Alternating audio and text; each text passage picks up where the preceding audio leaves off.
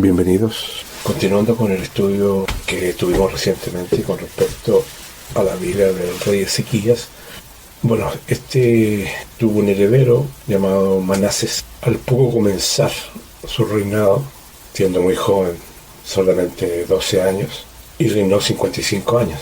Pero lamentablemente, como sucede mucho con los hijos que son cobijados en un ambiente cómodo, en un ambiente sin ningún sobresalto, sin ninguna aflicción espiritual ni material, obviamente, al igual que sucedió con el hijo de Salomón, se perdió todo lo hecho por su padre.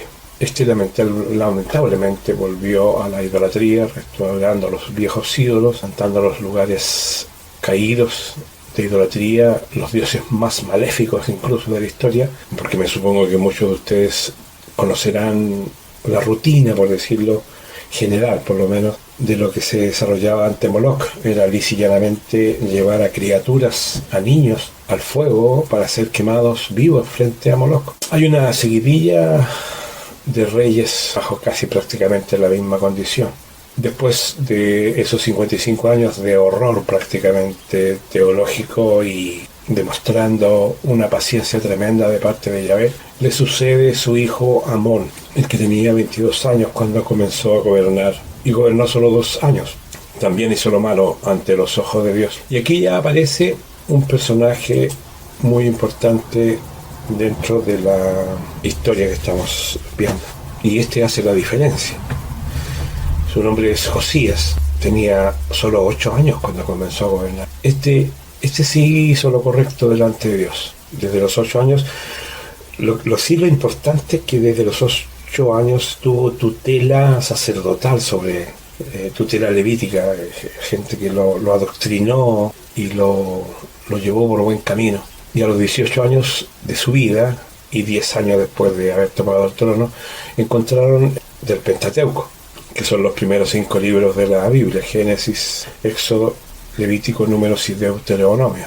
Y los sacerdotes fueron a leérselos, y se entretuvo escuchándolos y comprendió los errores de sus padres, y con gran admiración y gran temor volvió su rostro hacia Dios y comenzó a establecer el vínculo que realmente debía tener el pueblo con Dios, con Yahvé.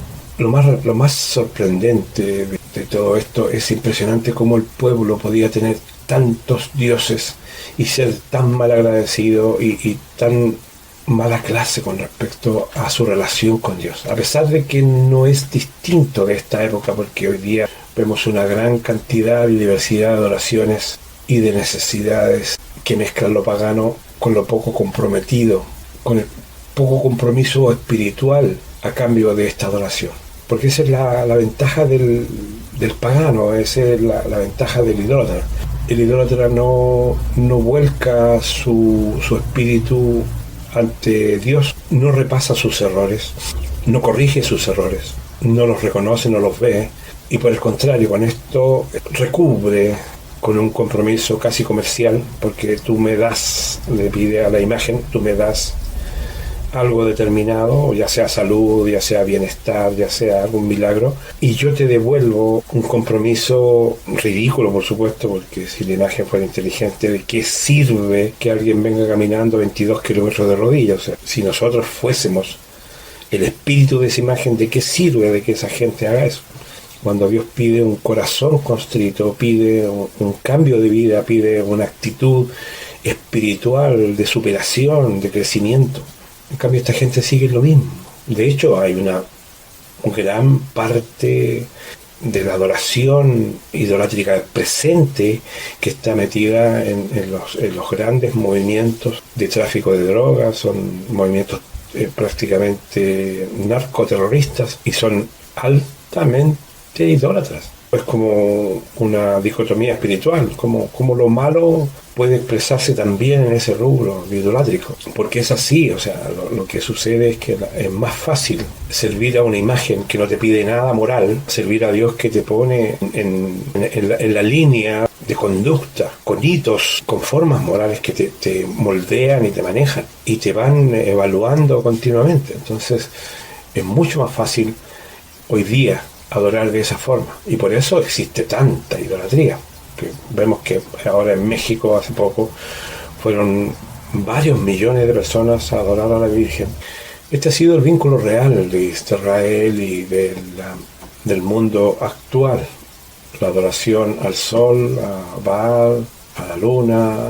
También hay una vinculación con la astrología, una mala vinculación con la astrología, porque la astrología en sí no es mala, sino que es su utilización con gente que está viendo continuamente el horóscopo, continuamente viéndose la suerte, continuamente consultando cartas astrales. Bueno, la gente de la época de Israel, en el periodo final de los reyes, tenían adoración a Tofet, a Moloch, a Astoret, Masomil y etcétera. Es una cantidad grandiosa de dioses y lugares de adoración, con templos, con efigies, con sacerdocios incluso.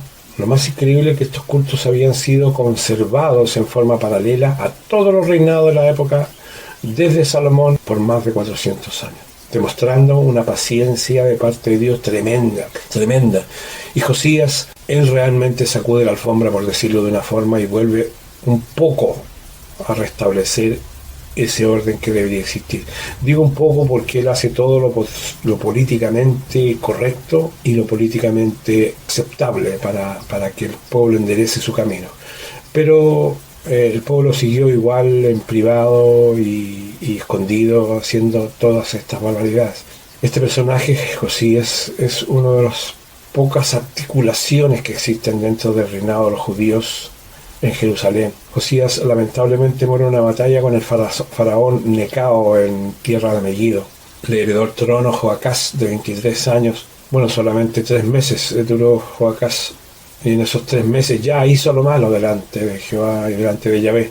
Volvió a restablecer la idolatría en muchos lugares y logró reponer a Astoret, a Sera y otros dioses. A este le sucedió finalmente Joacim, de 25 años. Gobernó 11 años, pero este fue puesto por Faraón en un conflicto que tuvieron los egipcios con el pueblo de Judá, y lo pone Faraón como, de la misma forma como Herodes es puesto por los romanos. Por supuesto no iban a poner a un santo en el lugar. Pusieron a alguien muy proclive a sus líneas, a sus formas y a su cogobierno. Por supuesto también hizo lo malo ante los ojos de Jehová, porque era puesto al dedo.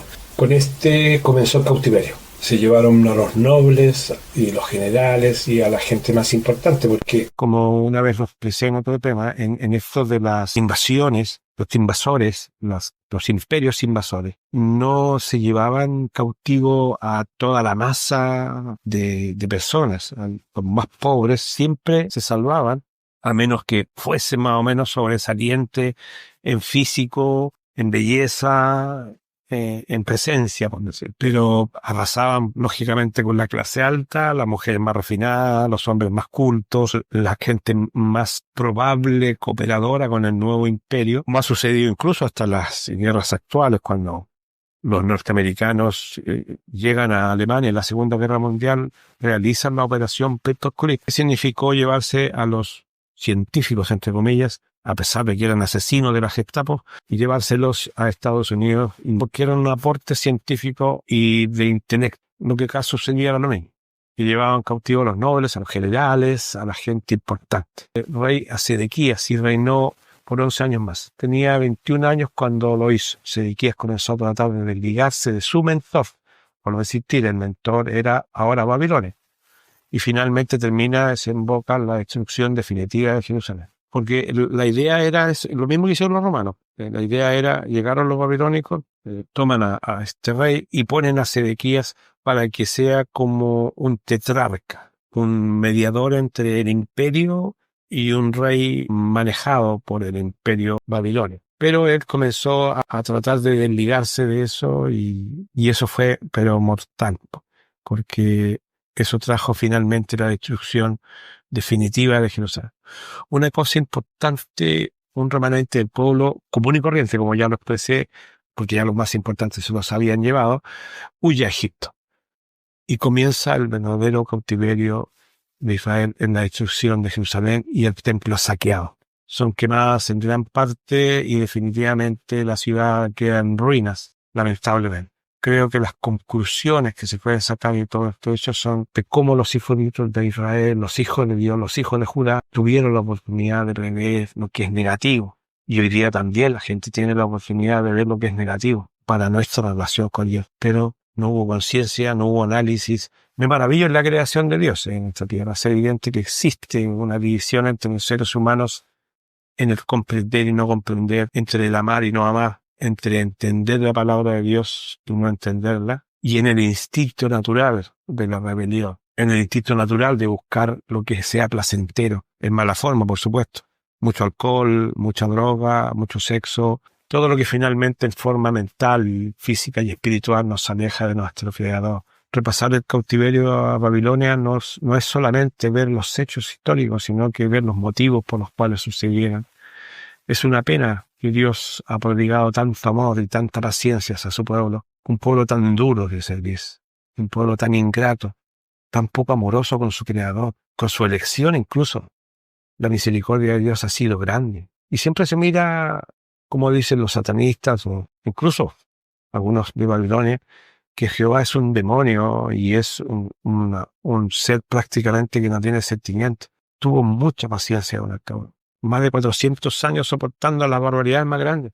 Y aún así tampoco ha abandonado a ese pueblo. Hasta el día de hoy lo tiene donde está.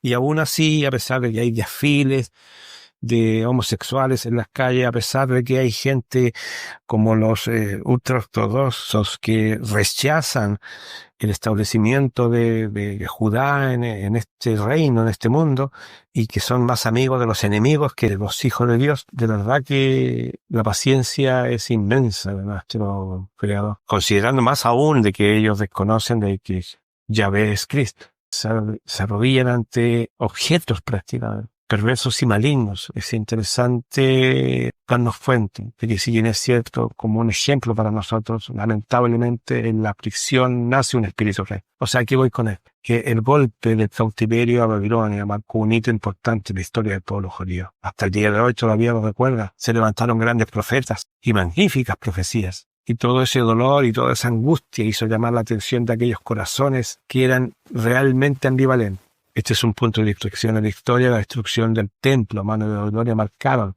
un final angustioso y un periodo de reflexión donde lo perdido se valoró y se reciben las profecías por los profetas que estuvieron en el cautiverio, dándonos cuenta de la importancia que marca hacia el futuro, como Daniel, por ejemplo, con sus profecías, que nos marca el trayecto hacia el fin de la historia. Se inculca en la nueva generación respecto a Jerusalén y a su ciudad santa, hacia el templo, que después vuelve a ser reedificado en la época de Éfras, en el retorno. El pueblo se hace más consagrado. Lógicamente, el trayecto hacia la venida del Mesías es igualmente relativa. El pueblo duro de servirse, evidentemente. Hasta el día de hoy lo vemos, y vuelvo a insistir, analicemos un poco de cómo Israel no logra, Judá, porque ellos son la casa de Judá, no logran una hegemonía importante.